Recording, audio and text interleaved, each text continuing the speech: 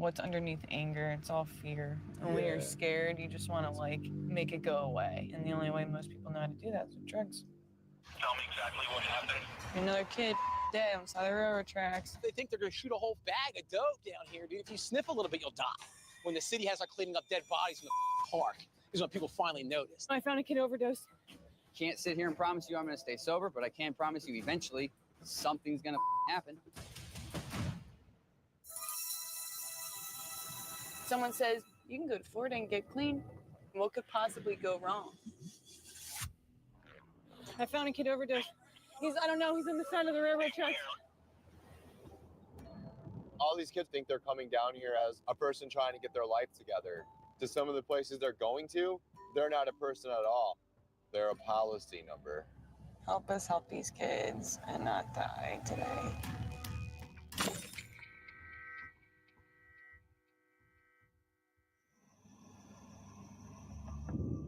When people don't get clean, when they attempt to, I don't hold anything against them, man. At the end of the day, they're trying. They might not be all the way done.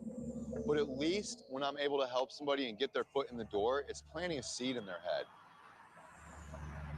I don't get upset with people when they fail. You know what I mean? They go back out. I don't get angry at that person. The reason why is I'm basically that person. You know, I've been trying to get sober for damn near 15, 20 years, in and out of AA, in and out of this, in and out of treatment. You know what I mean? So it's like, I understand the obsession. I understand that it's a disease. I understand the process, the powerlessness, the hopelessness. I get that.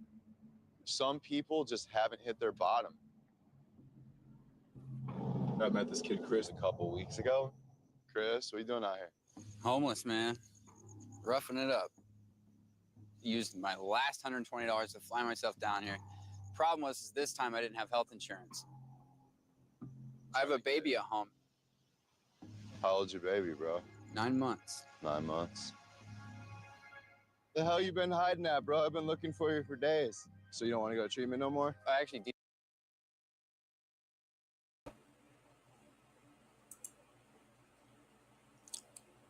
So I told you guys that I want to base my channel on my own life experiences. Based on a family member and my own life experience, I could tell you that a lot of addicts from Northeast fly down to Florida. The sweet spot is in the Panhandle, where they have a lot of treatment centers. Now, it is up to the addict to stay. They can leave at any time. And when we're done watching this video, I want to watch a video I posted in my comment section because it kind of intertwines with this, my thoughts. I'm not talking about nothing else this morning. I addressed everything last night that I needed to address. I also want to cover other things. And I think that the drug epidemic is what brought me here when it all comes down to it. I have family members that have been addicts my whole life, and I have 2 right now that are addicts that I love deeply, and their lives are in ruins, and I feel like I can't help them. So maybe one day they'll hear me on YouTube and they'll get their shit together, or maybe I can help somebody else by giving the thoughts of the other side of addiction, the people who suffer because of the addicts. We don't not love them. And I think they need to hear that. So I wanted to pause it there because he was telling you about how a lot of people get, how people come from the north to south. Okay. My sister went to the Panhandle for treatment and it didn't work. They allowed her to leave.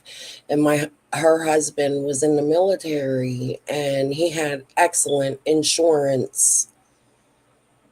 It still didn't keep her there. Everybody begged for her to stay there. Okay.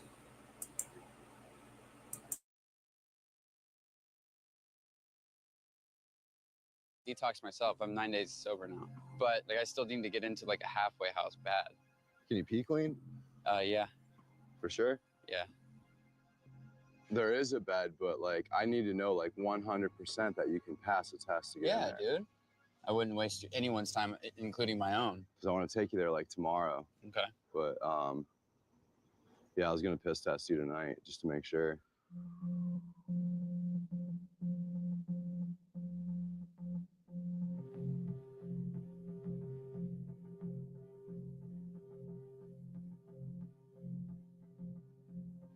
I'm going to where Chris stays at. Last time we talked, he was really upset because I pee tested him.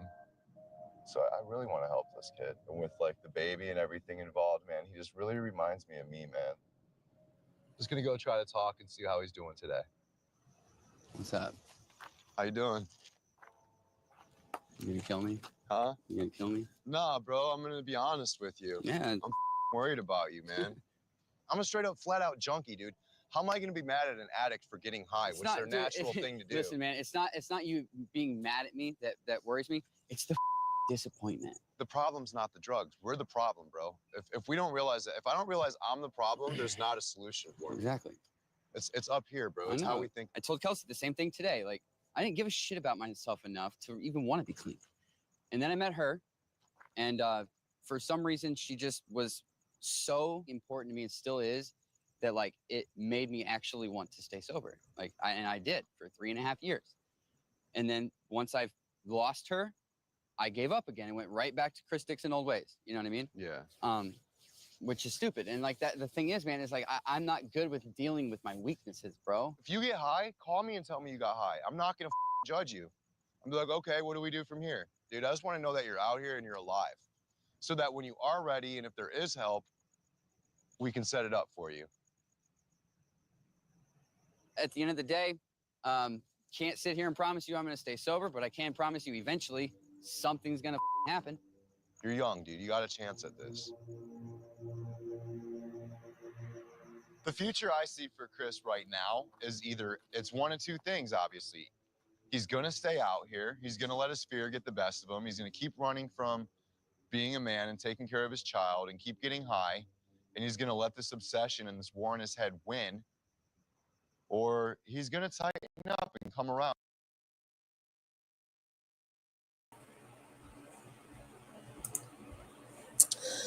All right. I want to read this. Hey, one way street, always street.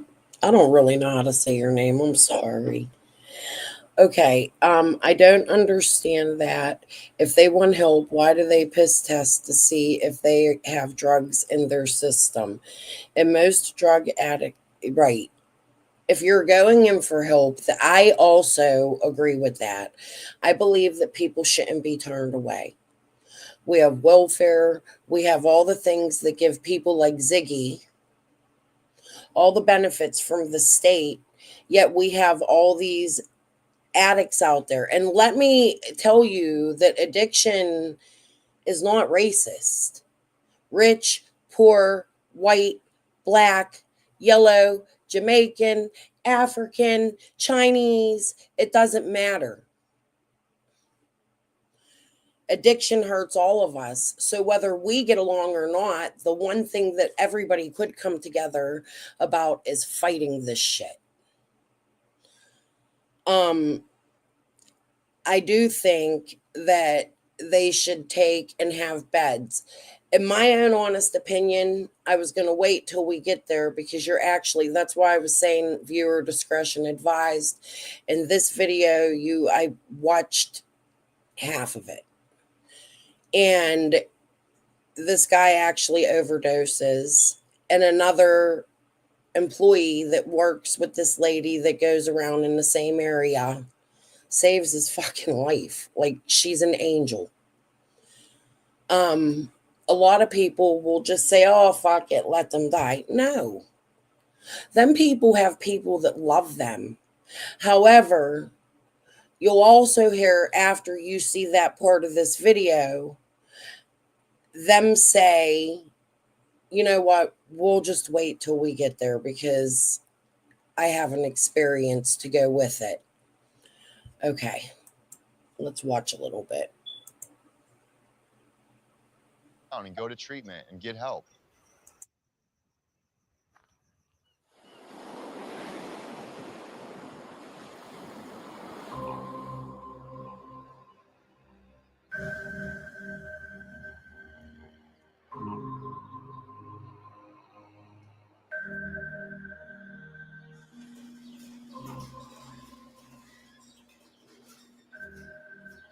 I've been helping people out for a decade and it's been great. You see a lot, you learn a lot. When you're a female in this industry, people think that you're less of a frontliner. They don't think that you're going to be willing to go to the scary places, dark places at night. Typically, expect someone bigger, someone manlier. I guess they're surprised and they underestimate how hard you're willing to work. What's going on? It's pretty late. Is everything okay?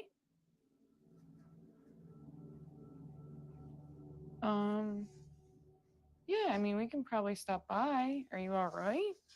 What's going on? Okay.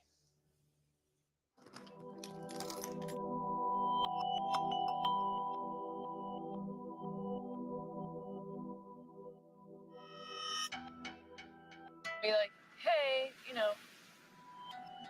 let me know if you want to get help and I will help you. Because now it's like she's totally alone. Kenny and Tabitha came down here from Ohio to go to rehab. They didn't make it in rehab. They relapsed and their insurance expired. So now they're stuck in Florida using no insurance, can't get really into a facility. I'm gonna offer Tabitha something to eat and see if she wants to talk for a few minutes and see where her head's at, what her game plan is. Some people stay in the streets for life. They did a whole huge article on this lady named Maggie. The last days of Maggie the prostitute. She was a prostitute from Riviera Beach and she was a prostitute forever, forever. She died a prostitute. She was really rough. And because I used to live over there, I used to run into her all the time. She'd be like, how are you doing? I'm like, hey, can you get a cigarette? And we're like, hey, here you go. She was really rough, but she didn't give a she just stayed like that. Some people just stay like that. Riviera woman found dead along B-line, had history of arrest. Yeah, that's Maggie. Maggie hated that nickname as much as she hated selling sex acts to earn cash for crack, $5 at a time. If you act like you like it, it's over faster, she'd say of turning tricks. This is gold right here, okay? Her entire universe is a 6-block rectangle in Riviera Beach, west of the Old Spanish Courts Motor Lodge, where drug dealers seem as common as vendors at a Dolphins game. I need some Narcan. The kid just OD back there. No. I hit him once with the taser. He didn't come back. Here.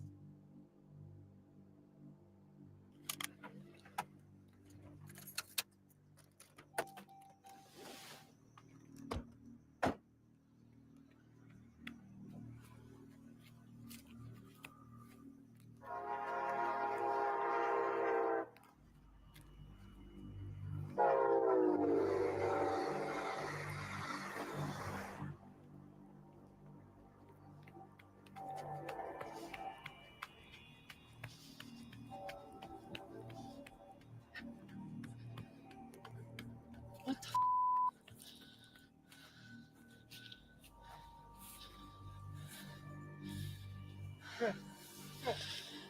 Come on, man. Look at grip. I hit the second one. Oh, no. Did you do anything? I want to call cops. I won't.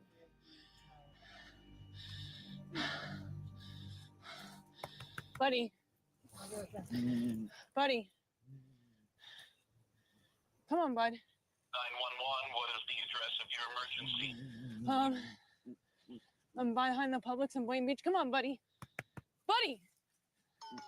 Come on! Okay, what is your name? Allie Severino. Okay, tell me exactly what happened. I don't know. I found a kid overdose.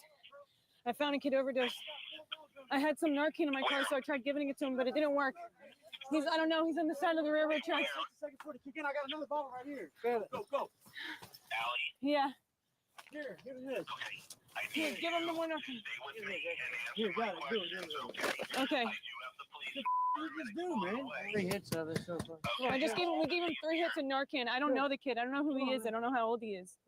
How old approximately does he look? 20s, 30s, 40s? He looks like he's in his 20s, mid-20s.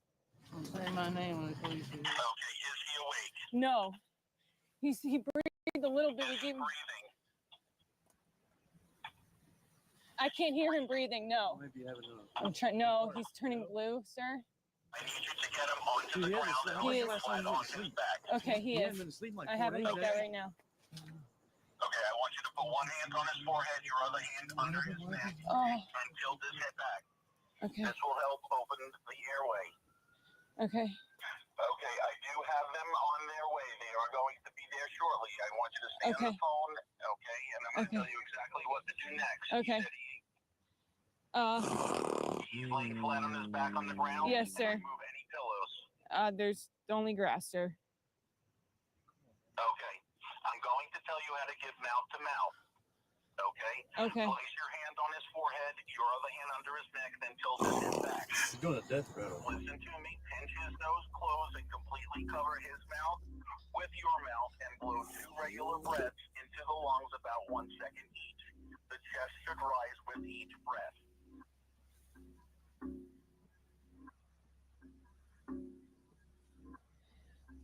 Did you feel the air going in and out? Yeah. Okay. Listen carefully, and I'm going to tell you how to do chest compressions. Okay. Place the heel of your hand on the breastbone in the center of the chest, right between the nipples. Okay. Your other hand on top of that hand. Okay. Pump the chest hard and fast 30 times, at least twice per second, and 2 inches deep. Let the chest come up all the way between pumps.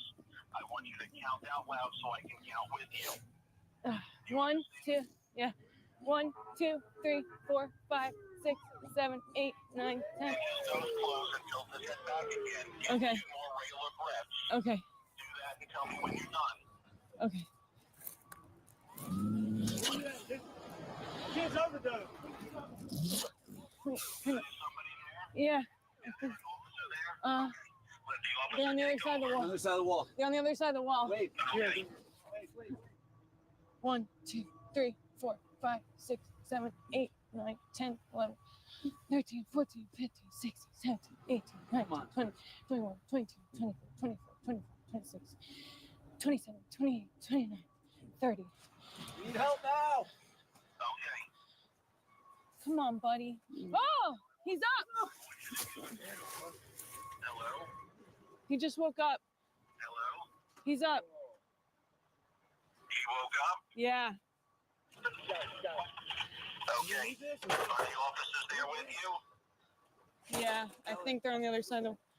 Buddy, you all right, Chris? On the other side of the wall? Yeah. Chris. Oh, I see one. Okay, don't I see a let him lady. get up and walk around. Just tell him to stay Okay. there. Okay. Okay, they're here Let me now. know when the officer is with you. She's here now. She's here Okay, now. I'm going to let you go. You did a good job. Thank you. All right. How old are you? Thank you. Bye.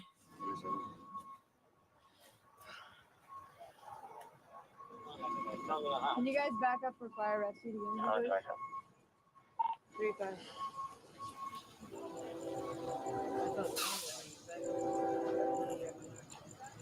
This the guy?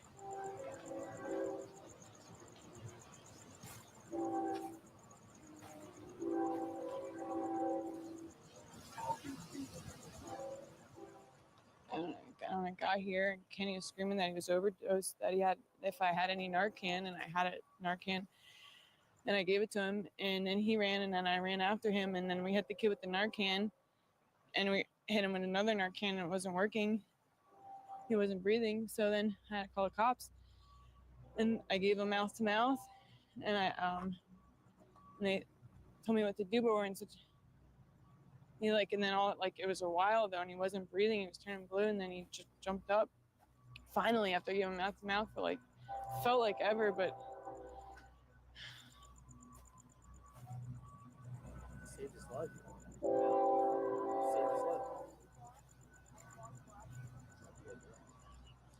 Oh my God.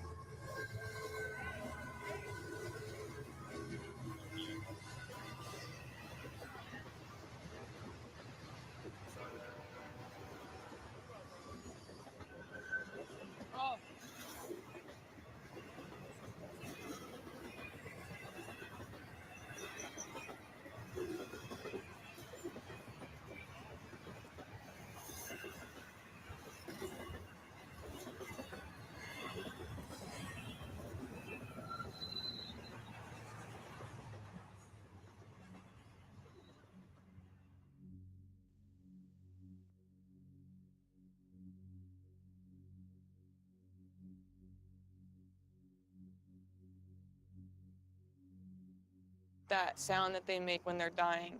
It's like the death, like, grasp of air. And at that point, it's either they're going to get help or they're going to die. They don't come back. It's just what heroin does. It slows your respiratory system down to the point where it stops even working. And then you die because you stop breathing. You know? Oh, I thought he was going to puke when I was giving him mouth to mouth. It's gross. It's time to get the out of this life, dude. My God.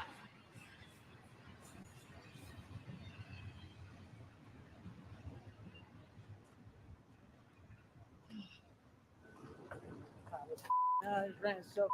Right? I haven't ran that fast in like a while.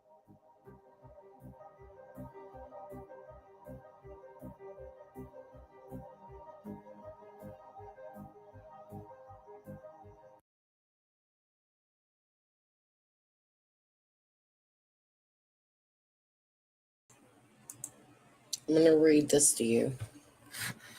This is not only in Florida. The Good Samaritan fatal overdose prevention law has been enacted in 20 states, including Florida. It protects overdose victims from arrest and or prosecution for simple drug possession and being under the influence. I've told you guys how I went to go find my sister in Canton. Right after that happened, another family member of hers, her husband's, went searching for her and found her in a truck overdosed.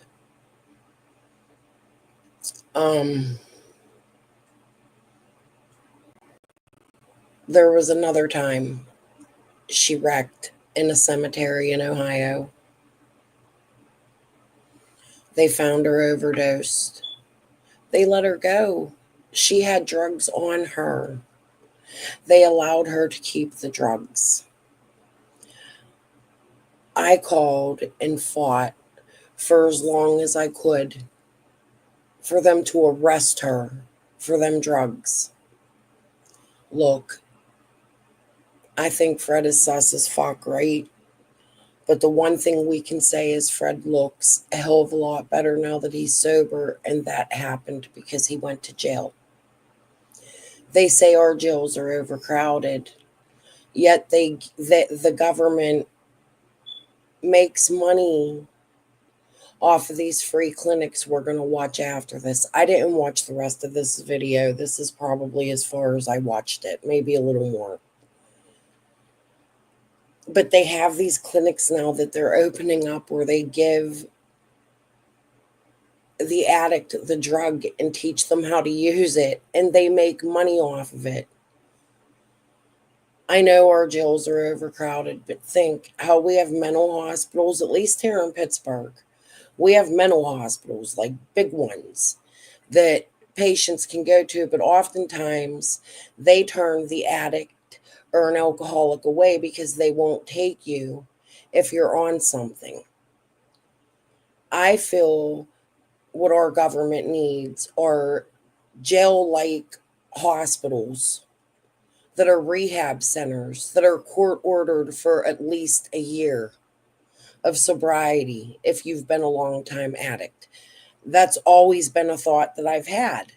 I don't understand why they open up and they give the methadone, because all that does is keep the addict addicted. And when the methadone clinic says, okay, you no longer need this, what is the addict going to do? They're going to relapse. Oftentimes, in my opinion, that's something that causes relapse. Or insurance companies will quit paying after so long.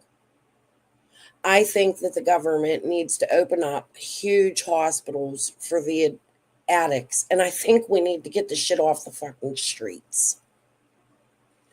Plain and simple. You can only do that if people work together. You can't do that if people fight over politics, this, that, and the other. Them tariffs that Trump... And listen, first round, I was not a Trump supporter at all. A lot of my friends still aren't. I'm not a huge Trump supporter. I think the dude's a fucking douchebag. I don't like how he treats women. which is why I don't like him. However, I'm going to throw a little politics in here and I'm probably going to get hate. I agree with his tariffs. As a matter of fact, I think they should be higher. What? Good. It should hurt the stock. Hold on. My husband's showing me something. That's not going to happen. No, we'll see. I'm going to talk about that. Quit flipping. See? My husband flipping out because I'm talking about it. Political divide in the home. It isn't political divide. A lot of people are worried about these tariffs raising prices, but what people don't understand is you, my subs are from Tennessee, like watch because of summer, right? Look at all that farmland they have there. Homemade products would save us a ton of money. Do the shit at home. That's what I think. I think fuck China and all this trade shit. It's a new thought of mine. It's come to me since I started. It's not something I thought 2 years ago. I feel like our prices can't go no fucking higher than they are now, and we need to try something new. However, this isn't supposed to be about politics. It's supposed to be about the way my husband did that. Did you see him come over to me? Oh my God. Flipping out because he's reading a news article. Holy shit. Go to bed. You go to bed. I've slept. That's the only part I don't like on the rest of that. He agrees with a lot of Trump shit, but he's not agreeing with the tariffs. I don't agree with a lot of Trump shit, but I agree with the Like tariffs. people playing pretend, that's over with. Think a lot. I'm tired of my colleagues getting in trouble for calling somebody by the wrong thing when they don't even know. Yeah, he can't stand the The gender thing, I can't stand it. You know, we get in trouble at work because we call somebody something. Okay. Now you're going to get me a lot of haters. Can you please stop? Okay. Science. Okay. I understand that. We're not going to do that here. Die. They're gonna. Husband and wife arguments. I'm just. They can hate you if you want. It's true. Well, could also lower taxes because then we're not paying international taxes. But here's the problem and why I have a problem with it.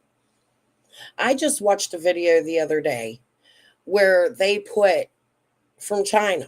China supplies like 40% of the fentanyl that's in the United States, and it comes in through international means on ships.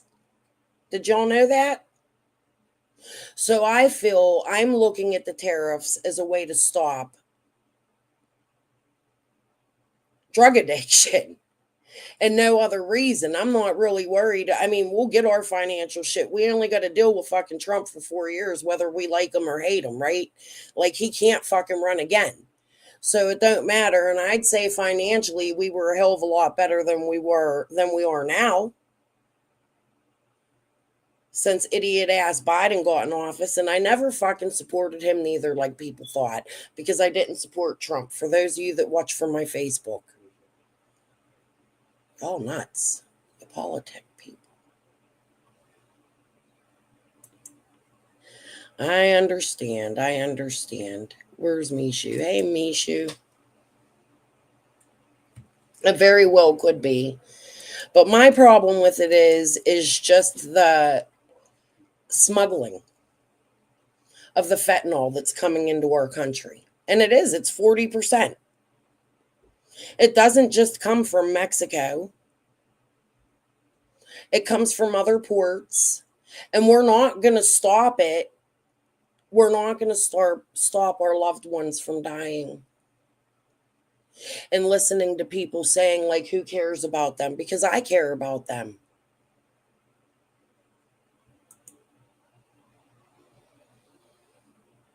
Right, the quality. Dude, I could tell you right now, listen.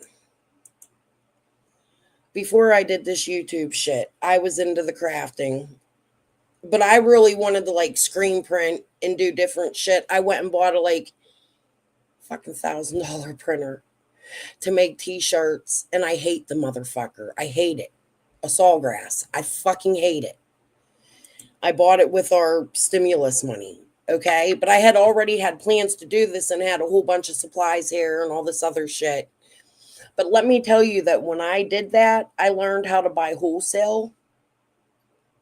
And it's so much better. Like you could get big bundles of t-shirts for your whole fucking family for $50. Swear to God, 16 to 25 t-shirts. I still got t-shirts from Yeah. Yeah. All right. Good night. Go to bed. Gonna get me in trouble on here.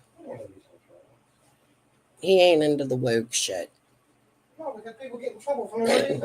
They're giving kids, they're taking 10 years old and taking them to the doctor to do stuff to them. But no, dude, that's crazy. All right. Go to bed. 10 years old? Come on. You don't know. I agree, Earl, but we're not going to talk about that here. A1 said, good night, Earl.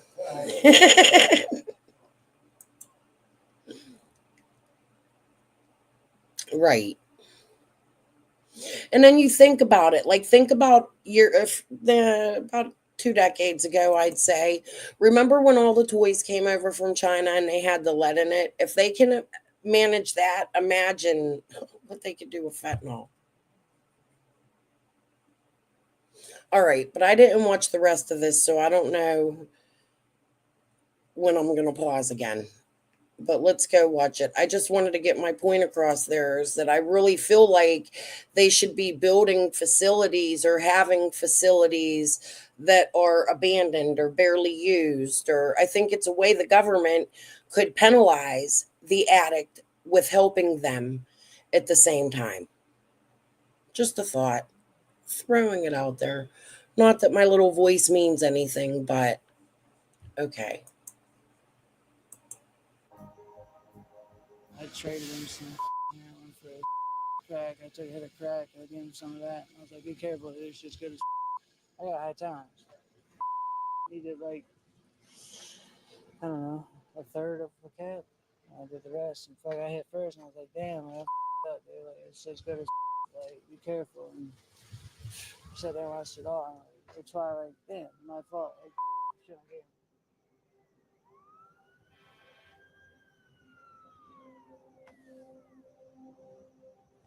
You did a good job, Kenny.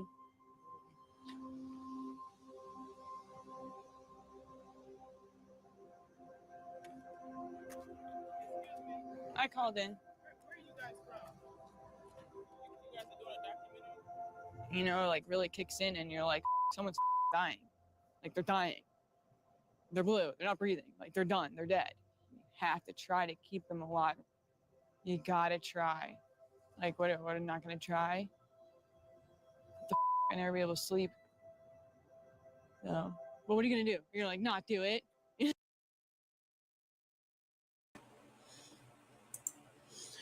Don't get me started, Mishu, because I could go on and on and on and on about Big Pharma. Ain't you from down there in Florida?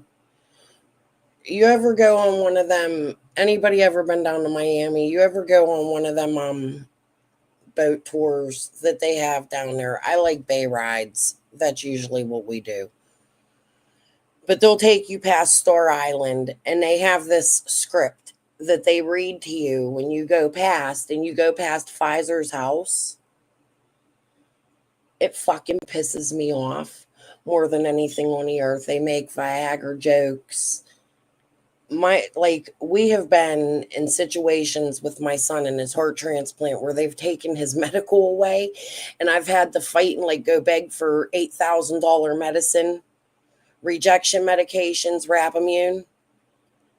And these motherfuckers are up there joking how it's just him and his wife and the straight trees are as big as or straight as dicks. And like, I was so angry.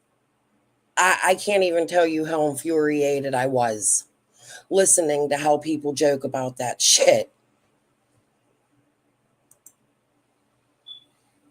You ever take one of them rides? One of them boat rides and go past Pfizer and hear what they say, the jokes they fucking make? I don't find it fucking amusing at all. All right, let's not start.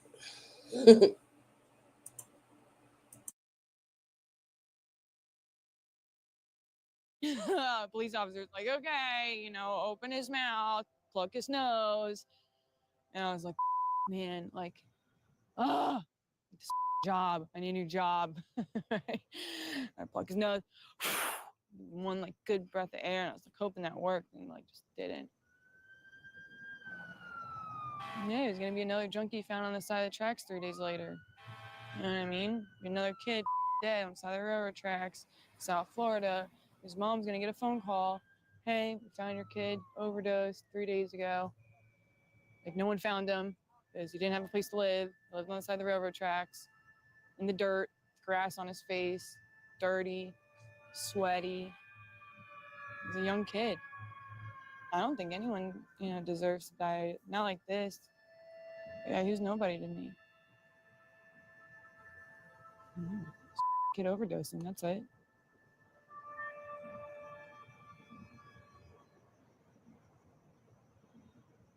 Is that the kid Frankie was helping?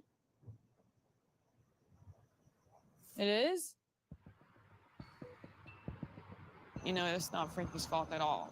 But he's really been trying to help this kid for a while now, and Chris has been resisting help, like every step of the way. But when you find out your client overdosed, I mean, it's sad. You think I should have done something differently. Frankie! Frank! What are you doing here? Oh my God.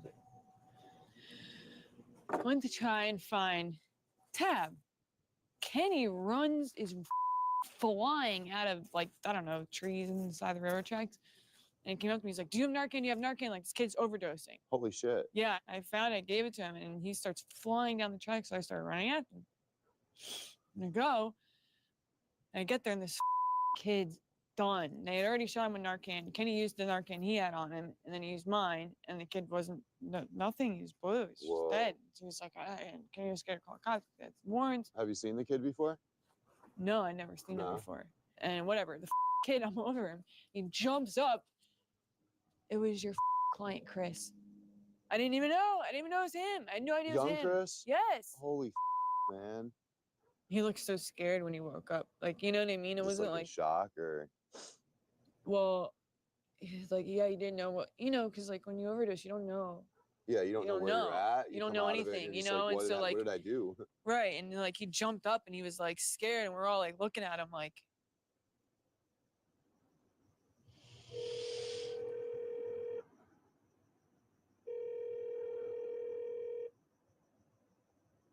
What's up, man? What's going on, dude? What happened? Man, where are you at? I'm about to be headed home. What's going on, dude? I heard you didn't have a good night. I didn't. Are you still at the hospital? No, I left. Why'd you leave, bro? You should have stayed there for the night. But, dude, I need to get off these streets, all right? I know that. Are you ready to like do things the right way? Go to treatment like ASAP, like meet with me in the morning, call me every day. Dude, I told you yesterday, you're gonna die out here. Someone needs to get me a hotel room. I don't have money to get you a hotel room, Chris. That's why you should have stayed at the, like, even in the lobby at the hospital, bro. You should have stayed there for the night. Took advantage of the spot. I'm not getting him a hotel room, and Frank's not getting him a hotel room. It's just a bad idea. It's just something you don't do. The last thing I need is for someone to die in a hotel room that I bought them. Yeah. All right, man. All right, I'm scared for you, bro. Just don't do no dumb shit tonight, okay? You sound so broken. Yeah, you just sound scared. Gotta get him in somewhere ASAP. It's the bottom line. If you need help, I can help, like, whatever.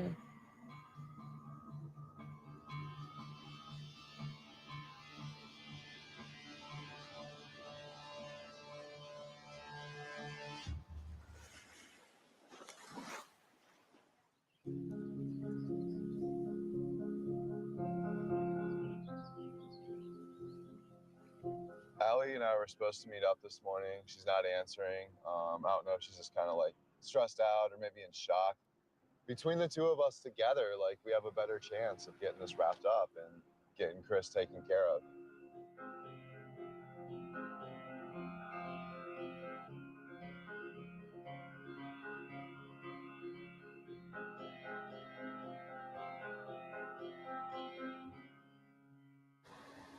You know, she was there.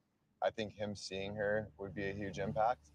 And also, I think the two of us could get something done and get him off the streets quicker, like today.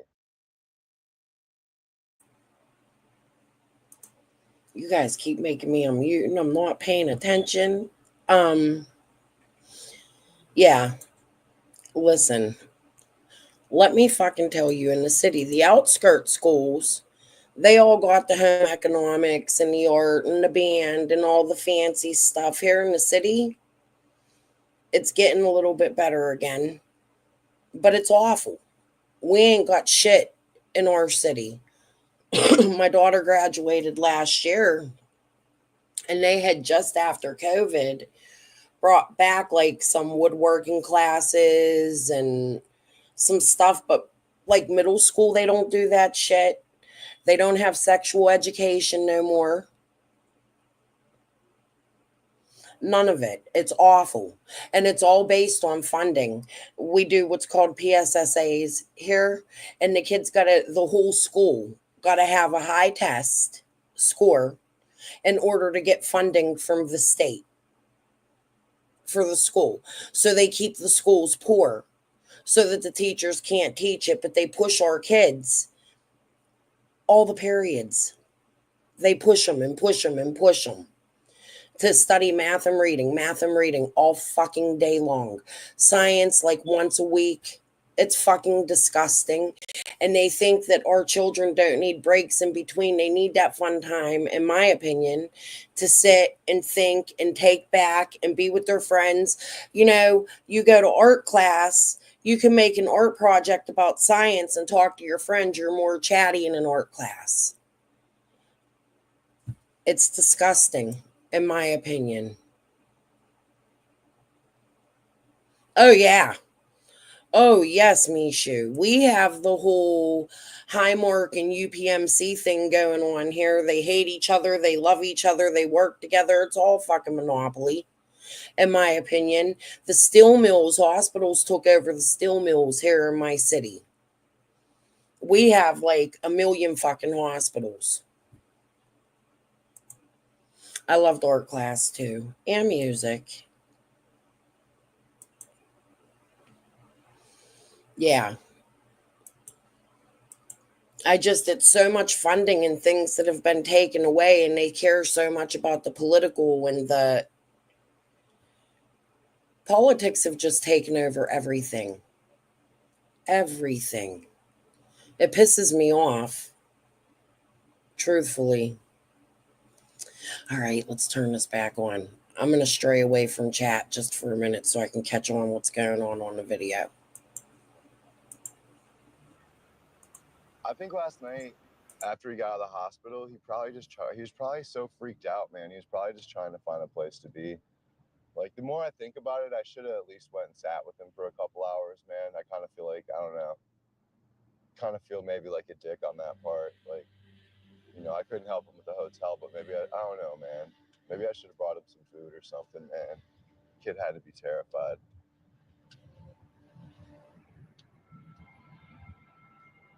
I just hope he's okay today.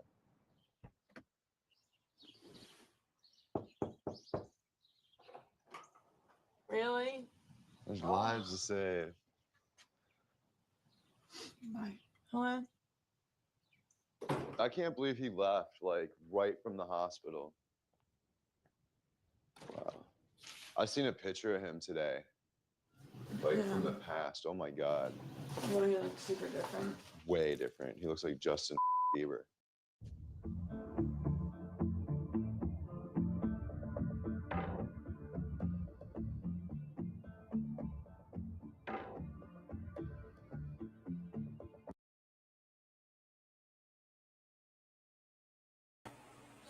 I touched on that a little bit earlier, that you have to be completely sober to enter a rehab, which is absolutely ridiculous, because how are you going to be sober entering a rehab when you're going there for help to get sober?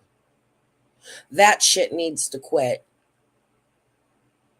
Again, it's another way for society to say we don't give a fuck about these people, in my opinion. Makes me angry as fuck.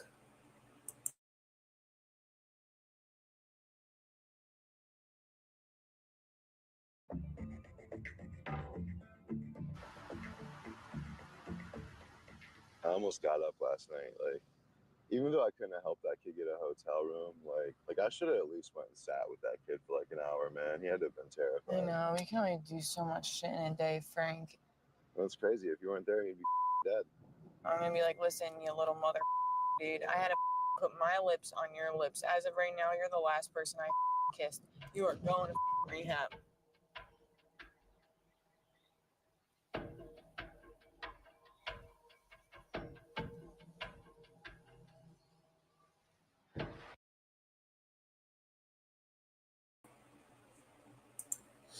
Wait, let me say that states are trying. I'm not saying that they're not, because in Tennessee, where they had all the medical shit going on us covering summer, we know all about that. They started something called drug court, which actually, in my opinion, is pretty neat, but I think it needs a lot of tweaking. If you got, maybe my next live we go over this, we can go over what that drug court is that they have in Tennessee, because it's actually really interesting to listen to it and to listen to the success stories that have come from it, but they have some problems with it. I feel like if it was tweaked and something used all over America, it could actually help. If you build what I said, there needs to be a place to put these people to give them the ability to get clean. Addiction takes over everything. Everything. Okay. Yeah, okay.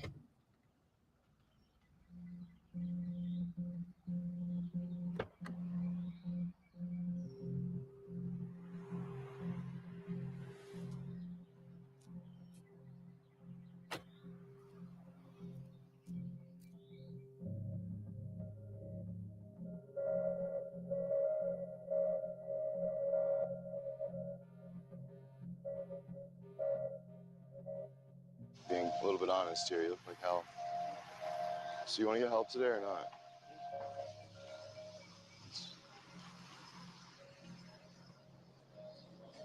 Yeah, I couldn't do nothing last night, bro. I'm sorry.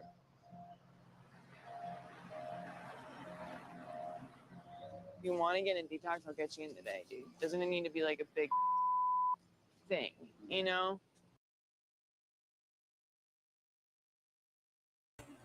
Like, see how they just let this dude out of the hospital? My sister had sepsis one time from her addiction. She had a huge bubble. She was sick as fuck. They told her she might die, but she ripped her IVs out and left because she needed a fix. Hand to God. If they overdose, there should be a wing that they keep them till they can transfer them to a rehab or to a court because they got busted with drugs. Like, I don't mean like, listen, I'm one of them people, no free pass. That's how I feel about it. Maybe like a warning your first time, your second time. There needs to be consequences for drug use instead of clinics giving the drug to people, in my opinion, because again, it's just a way for the government to make money and keep our citizens high.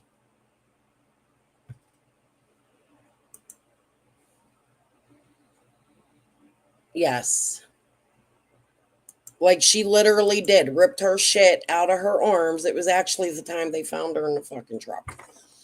Ripped the shit out of her arms, or was that might have been the cemetery they found her in. Oh, go look up my sister. You could see her court papers and see what I'm saying is true.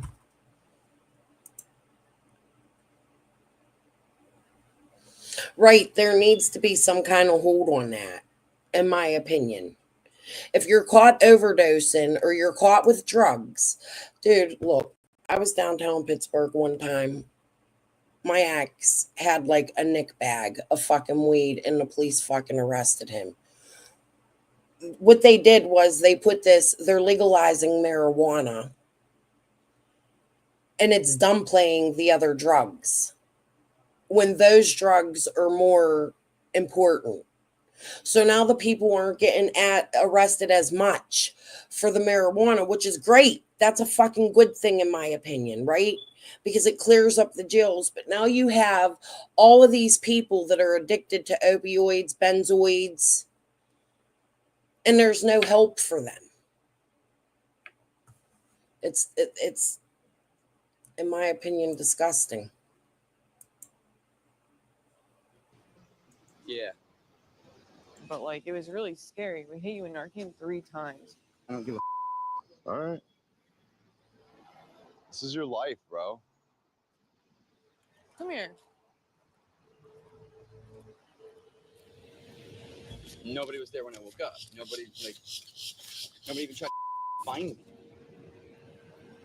Someone by the time you called, Someone should you have were been there. gone. You know what I mean? And like, Yeah, I didn't why? know who you Did anyone were. think about maybe why I AMA'd myself? But you need to go to treatment, man. For what? You need to get cleaned up. For what? What do you mean? Detox, get yourself right. All it is right now is a waste of time. It may not seem that way to you, but like, Only because I've been there. It is. I've been in treatment myself. I can get a couple hot meals in my stomach every day. It's not what I'm worried about. What? Do a few weeks? Another thing, enabling. Enabling is a big part. Families need to learn how to tell their loved ones no, but do it in a loving manner. And that's hard to do. There's lines to cross. Your loved one don't feel that way, but there's other ways you can fight for them. Enabling is a huge problem.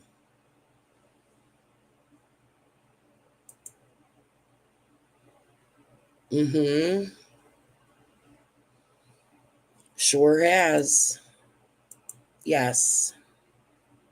But you have to do it lovingly. Like a lot of people will say just completely cut your loved one off. I don't believe you need to completely cut your loved one off. I think you need to cut money off. You don't need to cut them off. You can meet them in public for coffee. There are things you can do to let them know that you still love them. Message them my sister and I, we send songs to each other. I understand where she is. See, the thing with my sister is she never denied her addiction. Actually, she used to ask people to join her in it. It'd be like, oh, you should just use. She never made excuses for it. And she'll tell you she's an addict. My one sister. My other sister, on the other hand, it's a whole different. It's a mess. It's a mess. And it needs to be stopped. That's why I came here. A few weeks? I don't need treatment. I don't need people to tell me what's wrong with me. You know what's wrong with me. I can see that you're angry. You don't know shit about me. Not the first mother thing. All you know is some kid that's been homeless, stressed out to the bone.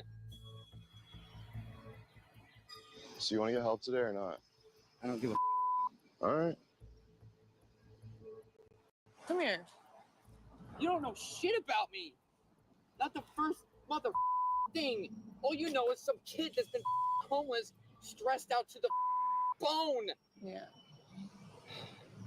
I use because I'm depressed. I use because I have a 9-month-old son sitting at home with, at this point, Allie, like, my heart's broken. Yeah. You seem broken, dude. I'm broken, man. I'm really sad. I just don't know, oh my God. Where's your son? Fort Worth. No, but you need to go to treatment, man. I don't give a shit. You know what? I just died, and are you kidding me? My only option is to like go to treatment and then what?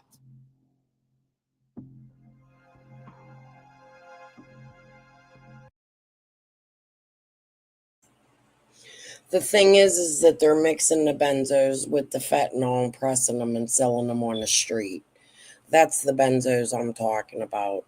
It intensifies the fentanyl, and the fentanyl is already strong enough, and it makes it extremely dangerous. It's just not. All of the drugs are cut and pressed these days.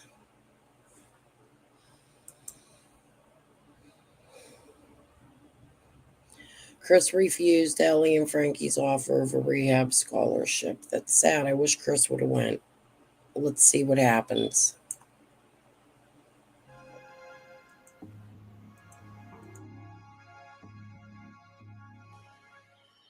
Chris is talking about he doesn't need rehab now. Yeah. Which, He's like, why? Why? Tell me why. I'm like, look at you, dude. You need to be medically cleared. You know what I mean? Like, you need time. I think we should just leave it, man, for real. Yeah. Chris thinks no one cares about him. So he's going through embarrassment, he's going through anger, he's going through fear, and he's probably going to use tonight.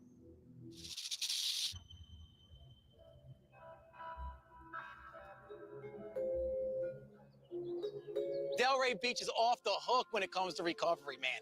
These people don't care about nothing, whether it's dope or whether it's recovery. In a 10-block radius, you can get anything, man. It's wild. This is Swinton Avenue. This is one of the major roads down here. The first major recovery triplex is over there. For me, these houses over here were once mine before. I used to be fully involved, full-fledged business operator for recovery. This is one of my first houses I bought right here. This is still a sober home. This house has 6 beds in it. From when I started to today, the whole industry's changed, man. It got flipped upside down. It got intertwined with corruption, with good people, the bad people, the good operators, the bad operators, task forces. It's so insane right now what goes on, just trying to even do the right thing down here. So you can go from a flop house to a great sober home to, you know, an elite beachside residence, all within a half mile of each other.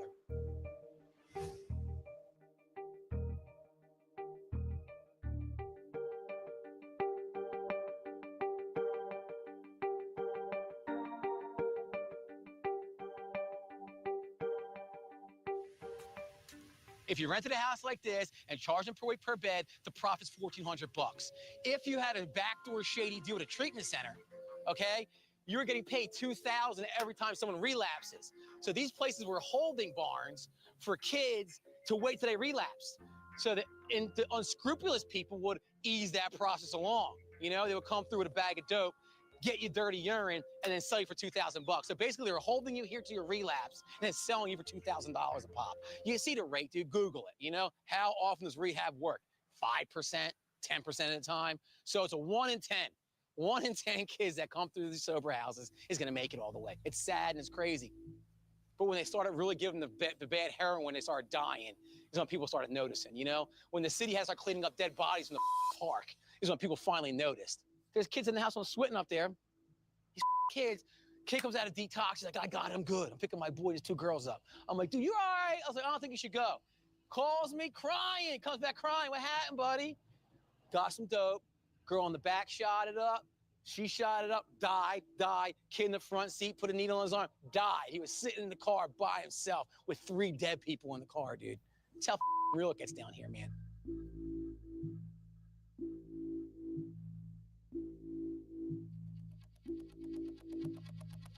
It's fentanyl getting shipped in by the boatload, dude. The dope was so shitty, and now it's raw. You're hitting a bag and dying, dude. They ain't ready. They think they're gonna shoot a whole bag of dope down here, dude. If you sniff a little bit, you'll die. There's some days that you'll never forget. The night with Chris, I was so traumatized by it. Like, Jesus, this kid's really not waking up. Like, he's really dead. I wouldn't wish addiction on my worst enemy ever. It's awful. I try to have faith that everything's going to work out so I don't have like an anxiety attack. Yeah, this industry sucks.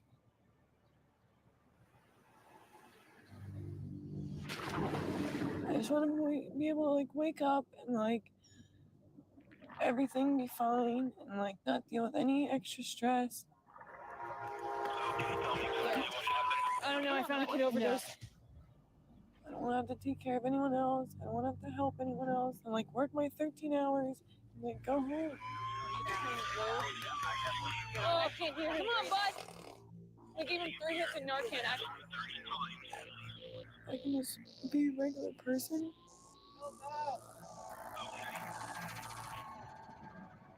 After that experience, I would love to see Chris sober. I would love to see somebody that I saw dead live. It would make me feel like all of that wasn't in vain. It wasn't for nothing.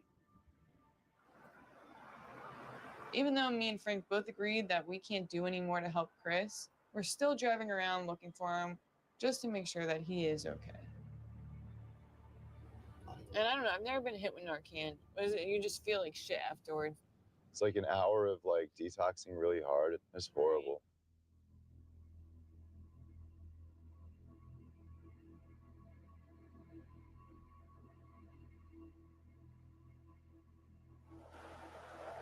Chris is usually in this area.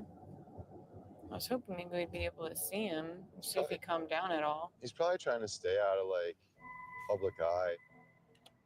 I'm not giving up on the kid, but he's got to put some effort into it. And I just hope he doesn't do anything stupid out here, you know what I mean? And picks up the phone when he's ready, because he's not going to last. I know, I hope he doesn't go out and do anything stupid tonight. Because he's so angry, so upset. Those emotions are just scary. So it's like, what's underneath anger? It's all fear, you know? And when you're scared, you just want to like make it go away. And the only way most people know how to do that is with drugs.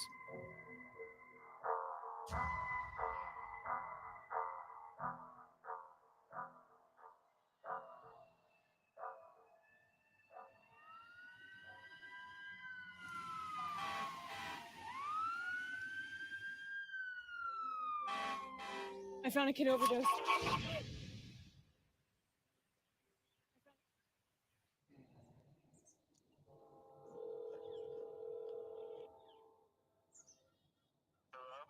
Hey, what's up, Chris? It's Frankie. How you doing?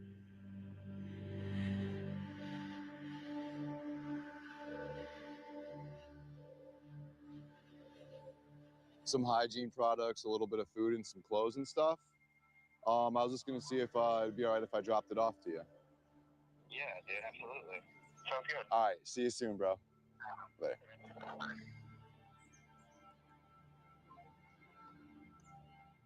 You know, the last time that I actually spoke to Chris, he was mad. You know, I told him, like, dude, I can't get you a hotel. And that's all I said. I could have went and sat with him, you know what I mean? Took him and got some food or something like that, man. Let him know that people give a shit. You know, I'm not perfect. I don't always think of things like this, you know, which is why, like, the next day I woke up feeling like an asshole. For the sake of his kid, man, I just really hope he gets this. He seems desperate. He seems to want it bad enough, but he does got his little hang-ups. How you feeling? You know what happened, man. You know what I mean? Like, it just kind of took it out of me, dude. You know? You know I overdosed the next day, right? I got taken to the hospital again. Holy shit. Yeah, this kid drugged me by my feet all the way back from that same spot, all the way to Publix. You just come out of it, and the next thing I know, I'm waking up on a stretcher again, and I'm like, what the happened?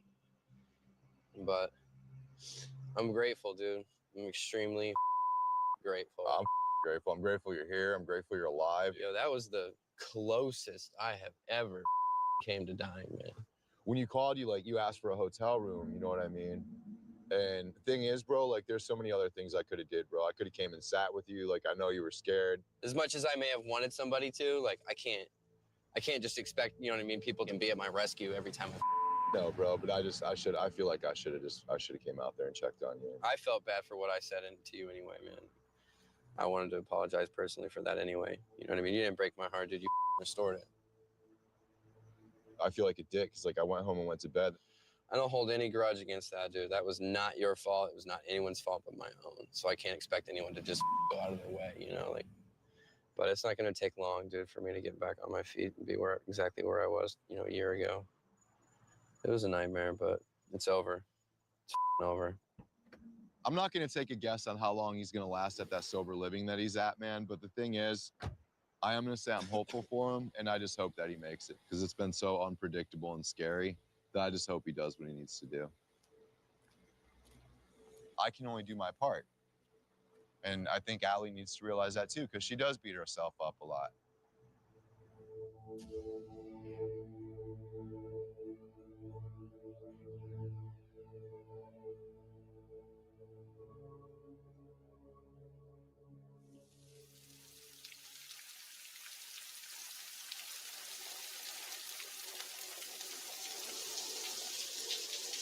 So how's the halfway going, bro?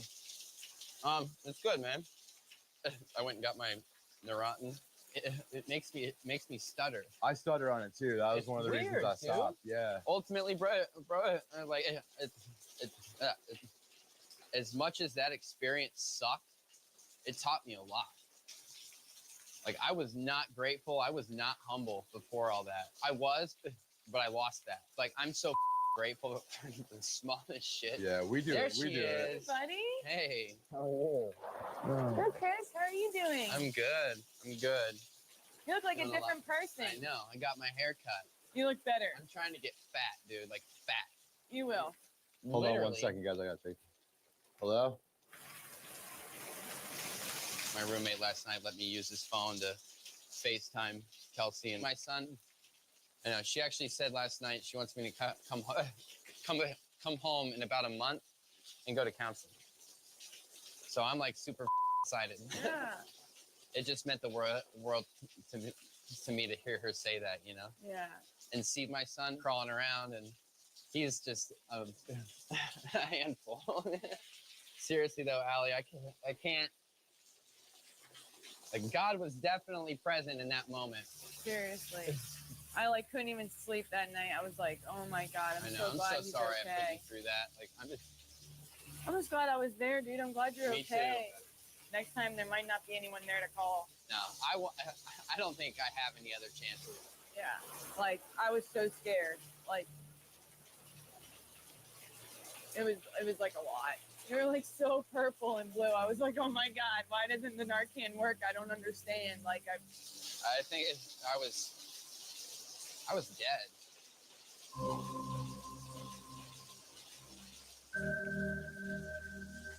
It's just I would have never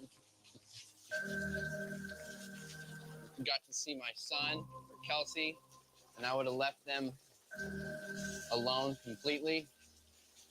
So, you know, I'm really grateful to be alive.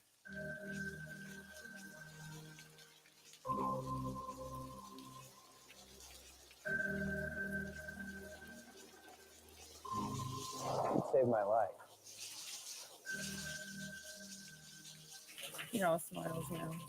I know. It's so That's all I nice. can do is smile.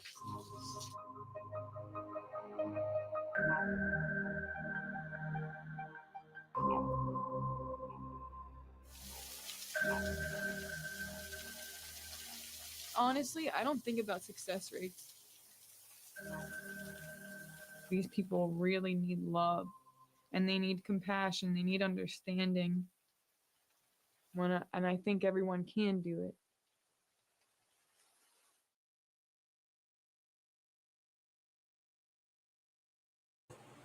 Okay, let me go grab this other video. And then I'm going to go after that. And I will be back if Ziggy goes live. I really do want Fred to answer some questions for me. I really don't even care. The feds are going to catch up to them, and I'm not. Free tax USA this year to get the same tax. I'm just like done with the drama train. I can see what's going on. Others can see what's going on. There's a reason bigger channels aren't responding. Oh, yeah. my little sister, and we're not going to call her a bitch yet, from down in Florida, commented on my post today on Facebook. We also messaged back and forth. I don't know if she's in the dark, but apparently she didn't know that her aunt ever ran my father's stocks. She did. And if she isn't, then this guy Schutzius is. And I want answers either fucking way. They both connect to Miami, which connects to Ziggy. And then Fred connects to my cousins. I explained it all last night. Please go watch last night's live. You have to skip through because a lot of it's just boring. But I did come on and I shared some text messages between me and this guy who is answering phones for my father's company that has a cage code that is still active, which means the companies are running and operating. Somebody has to be operating them, right? So, yeah, if you want to catch up on that, watch last night's live. I will. All right, let's go watch this other video. I almost got off of here. I don't want to do that. I want to watch this video.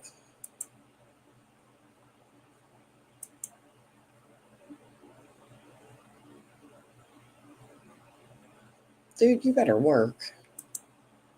Here we go. Oh. The street supply is poison. Overdose is almost inevitable. It's scary. North America is in the midst of one of the worst overdose epidemics in history. If I were to stop my medications all today, I would die. So at this moment, I'm using drugs to live. And as deaths continue to rise, experts across the US and Canada are taking radical new steps to stop people from dying due to an increasingly lethal drug supply. The war on drugs was born in the US, and undoing that stigma around people who use drugs has been slow and painstaking work in this country. I've been reporting on drugs for many years, and in that time, I've seen a big shift. Weed is being legalized. Psychedelics are everywhere. As the appetite for prohibition is waning, I'm setting out to meet people across North America who are bringing drugs into the mainstream. I'm Manisha Krishnan, and this is Free Drugs.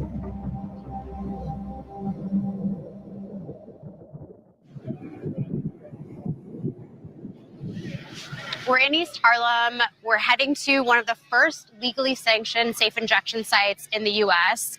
So people can bring their drugs here and the staff will make sure that they don't overdose.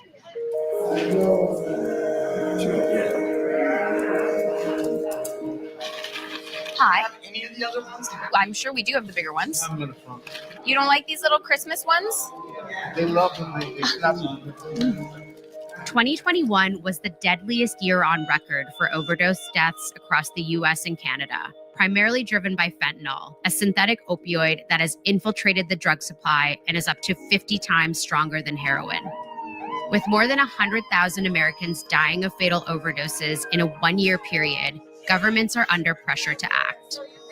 In November 2021, a harm reduction group called On Point opened 2 safe drug consumption sites in Manhattan, with the blessing of city officials.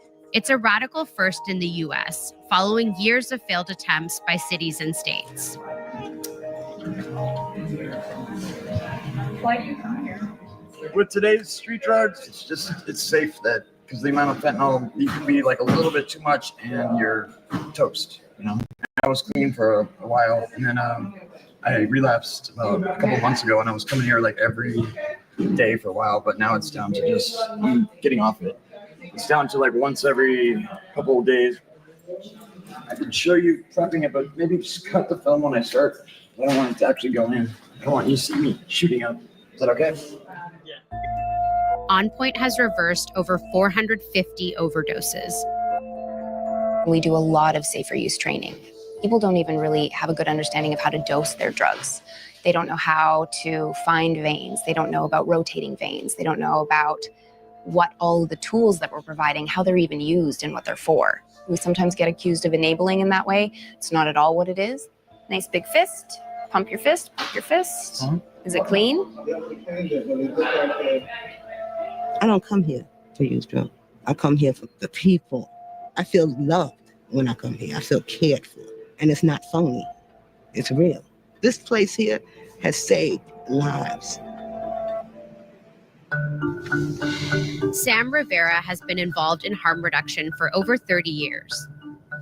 He learned about syringe exchanges while working with HIV-positive prisoners. Been coming here for years. Yeah, I appreciate it, man. I'm glad we're here for you. Low key, you know. I know. As long as you're safe, that's what matters, man. Right? Now he's executive director of On Point, overseeing both of New York's new safe consumption sites. Here you go. Here you go. Here you go. Delivery. Thank you, man. Of course. Very hard drink. Hang in there. Drink something. Drink something. See you later. What was this site operating as before it became a legally sanctioned safe consumption site? We ran an unsanctioned site. So we know that when people enter bathrooms who are active users, that's what was happening. And we created a system to monitor them and make sure they're okay and be ready if they overdosed. So for 6 years, we did that by becoming an OPC and having the focus.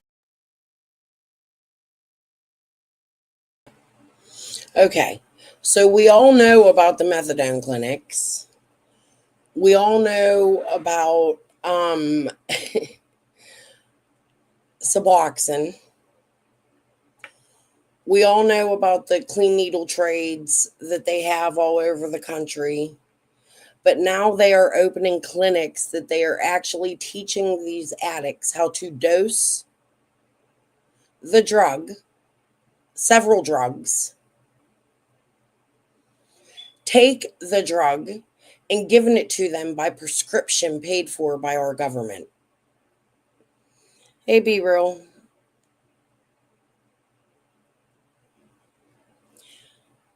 I want to know what your guys' thoughts are on that, because I 100% don't agree with it. I think it's disgusting. I can see the Suboxones. I can see the methadone to a point. I can see the clean needles all the time. But giving the actual drug paid for, like they're paying for heroin, and giving it to the addict free of charge. But they can't get these addicts into a rehab? Can someone explain that to me?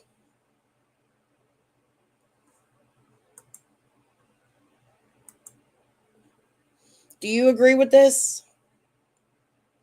This video isn't too long. Let's watch it. In the room with us changes everything. Is this site technically legal? Like, is it fully legal? I wish. Federally, it's illegal, and it's a shame, and it's painful when I think about it. It was based on a thing called the crack house statute, which is really annoying and hard for me to say, because intentionally, once you put crack, the word crack into it, you're talking about black and brown people and poor white folks. It's intentional. The crack house statute, passed in 1986, is a federal law against opening a property that will be used to consume drugs. Technically, it makes all safe drug consumption sites illegal and was used to block a center in Philadelphia from opening. In New York, the mayor sent On Point operators a letter reassuring them that they wouldn't be raided by police. That's why we launched yesterday the nation's first overdose prevention centers. Can you tell me about what that moment was when you realized that you could be a legally sanctioned site? Sam and I were keeping each other calm and also completely not calm. I cried when we got the vote from the board and when the letter actually came through. I just think it's going to be one of the moments that probably both Sam and I look back on and just say, did that fucking happen? Did that fucking happen? You're going to make me cry now thinking about it. But yeah. And to walk into both sites the next morning and to just have participants come flooding in the door and be like, you built this for us, and like fall on their knees crying. It was pretty fucking cool. Our team has had 6 years of experience to get used to what it's like to sit and witness and be with people during a very intimate and vulnerable moment. And the transference that can happen and the psychological and emotional work that's required to support somebody, we know how to do that. You mentioned you're from Vancouver, where they've had sites. I'm sorry, but that pisses me off. That's an astronomical amount of money for something that's supposed to help people. Hold on.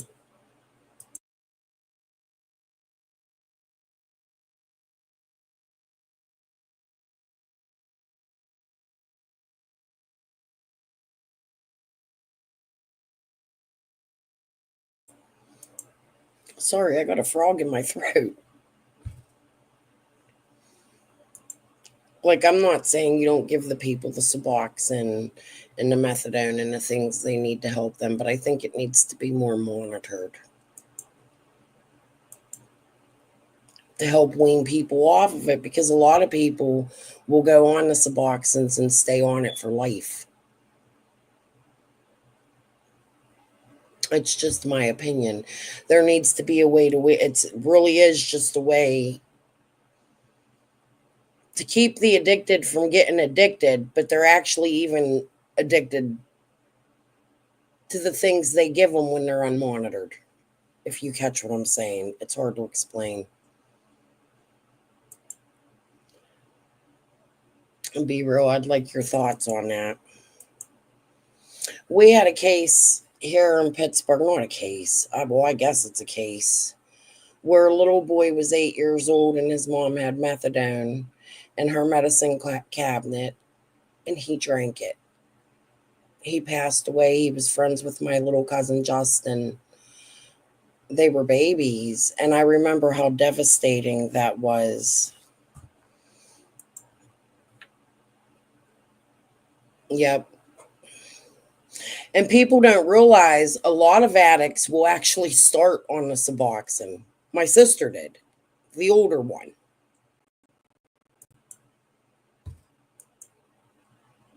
It still has addictive.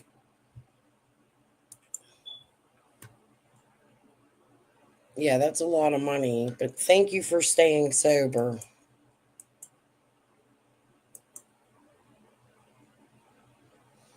Yeah, it's rough.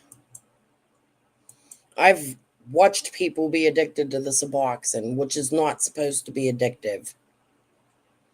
Bullshit. Okay.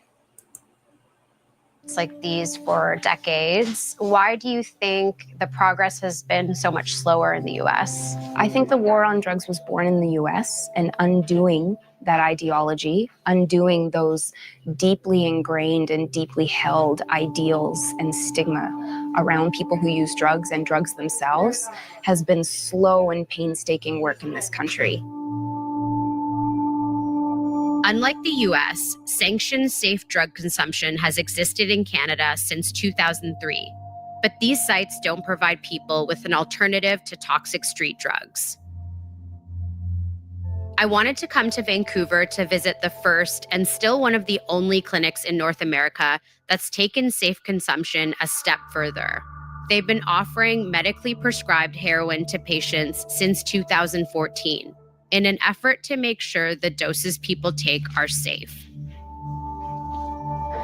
We're at Crosstown Clinic in Vancouver, where they give people addicted to opioids injectable prescription heroin. So this is the room where people shoot up. There's instructions on how to find a vein, how to use a rig. It's really sterile in here. Like, it's a very sharp contrast to the neighborhood outside where people typically use drugs on the street. Hi, Laura. Hi, guys. Laura Shaver is a longtime opioid user who recently started going to Crosstown Clinic for prescription heroin. Hi, guys. Hi, Dr. Brown. Hello. So we start patch today? I do. Yes, I can. Yes. Do you want 50 or 100? 100. 100. I'll write that prescription. Okay. And this will get ready. Thank you very much. And then they ask the addict, like, how much do you want? Of course she's going to say the higher dose. Is this for real? Like, but it hasn't been strong enough to keep her withdrawal at bay. When Crosstown also started giving out fentanyl patches in the fall of 2021, Shaver was in the first group to get them.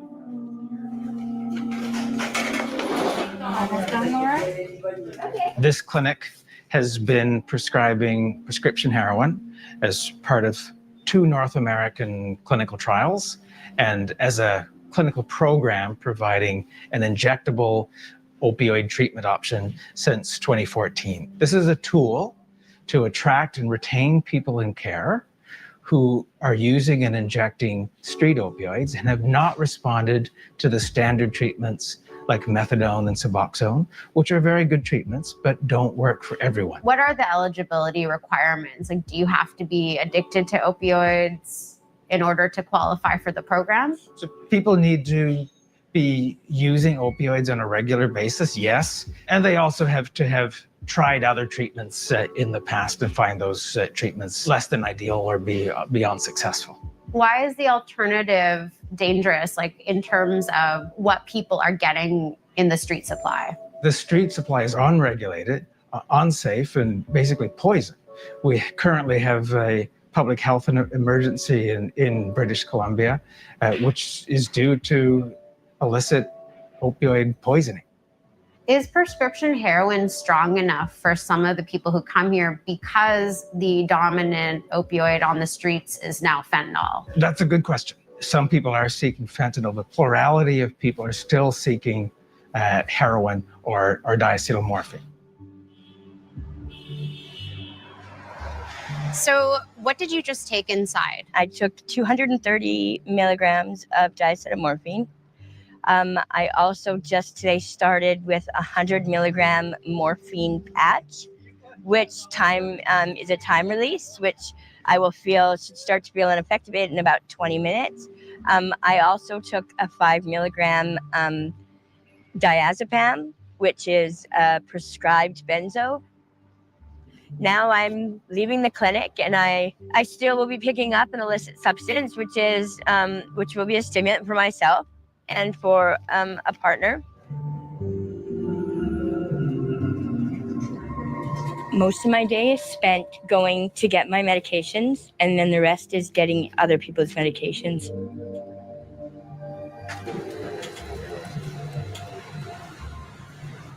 Shaver works at the Vancouver Area Network of Drug Users, an advocacy group for drug users in Vancouver.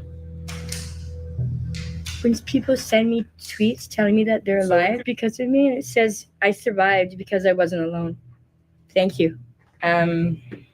Garth Mullins is saying Laura has been my good friend and comrade for almost a decade. She has taught me to talk about my life without shame. I won't let her go. There's a lot of people who would watch this and say, you know, she's getting access to all of these paid for prescription drugs, including prescription heroin. That's a lot. A lot of governments wouldn't even do that. So what do you say to that? Like, what more do you want?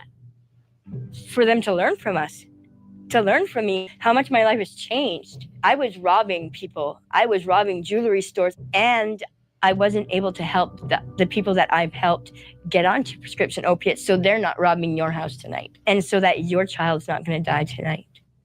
Places like Crosstown and On Point are giving drug users new options to use more safely. The Canadian government recently committed more funding for projects like Crosstown's. And in the US, more safe drug consumption sites are expected to open, including in Rhode Island, which became the first state to legalize them statewide. But these programs are still only a small fix to the much larger problem of a toxic drug supply. I'm not on all these drugs because I want to get high off them all. I just want to be able to wake up in the morning and go to work. I work part-time. I pay taxes like everyone else. I get almost $500 every 2 weeks taken off my check. And I work hard. And I still use drugs. And then I work a part-time volunteer job at a OPS. I'm not here to promote drugs. I'm here to promote safety to those that are already using.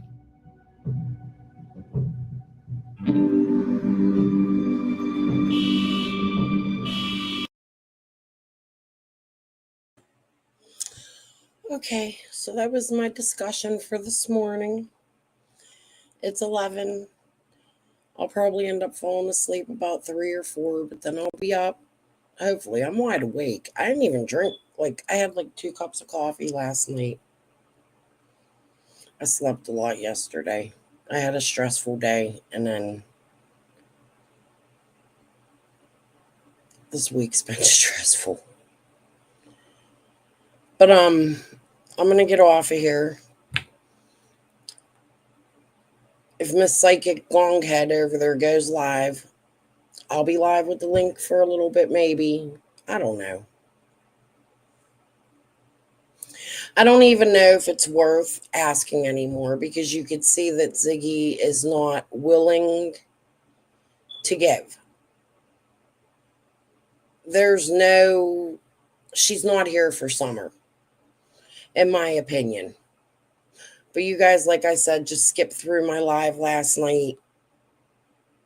You'll understand what I mean.